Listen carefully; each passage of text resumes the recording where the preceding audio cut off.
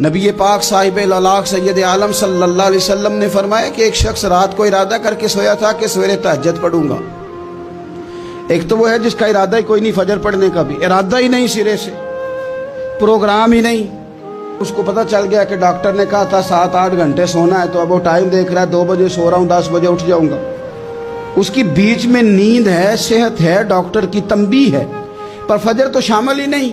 حالانکہ اس بات کو اچھی طرح سمجھ لیں، اگر آپ کا فجر پڑھنے کا ارادہ ہے اور 4 بجے کا 3:45 بجے کا آپ نے الارم لگا لیا ہے، تو 2 دن آپ کو الارم جگائے گا، تیسرے دن آنکھ خود بخود کھل جائے گی۔ انسان کی نفسیات ہوتی ہے کہ 2 دن وہ کسی چیز بھی اپنی عادت کو سونے جاگنے میں پکا لے تو تیسرے دن وہیں اس کا وہ مزاج بن جاتا ہے۔ تو اگر نیت ہی نہیں، ارادہ ہی نہیں، پروگرام ہی نہیں، تو کیسے آنکھ کھلے گی؟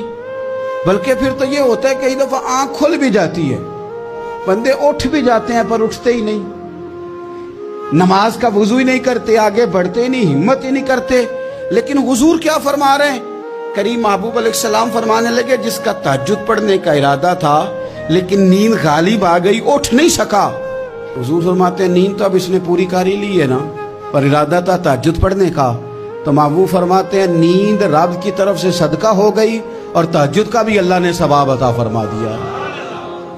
ارادے صاف کرے، پکے کرے، نیتیں کھری رکھے، نیت صاف رکھے، اخلاص پیدا کرے، تو پھر تو گھر میں بیٹھے بیٹھے بڑی نیکیوں کا ثواب ملتا ہے۔ پھر تو اپنے گھر کے اندر موجود رہنے پر بھی اسے بڑے بڑے لمبے سفروں کا ثواب ملتا ہے۔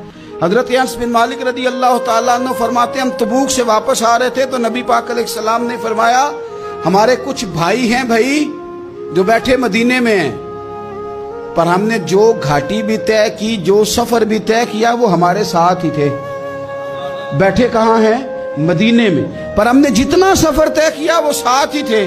حضرت انس بن مالک کہتے ہیں ہمارے تو کان کھڑے ہو گئے کہ بیٹھے بھی گھر ہیں اور ہمارے ساتھ ہیں۔ حضور سید عالم علیہ السلام نے پھر بات کو کھولا اور فرمایا وہ جان بوجھ کے نہیں بیٹھے رہے، ارادہ ان کا پکا تھا ہمارے ساتھ آنے کا، لیکن کسی مجبوری کی وجہ سے نہیں آ سکے۔ کوئی بیماری نے آ لیا تو نہیں آ سکے، چونکہ وہ مجبوری کی وجہ سے نہیں آ سکے، آ نہیں سکے، لیکن رب کریم نے ہم جس سفر سے گزرے ہیں اس کا اجر انہیں عطا فرمایا ہے۔ ثواب میں، اجر میں وہ برابر کے شریک ہیں، چونکہ ان کا ارادہ پورا تھا۔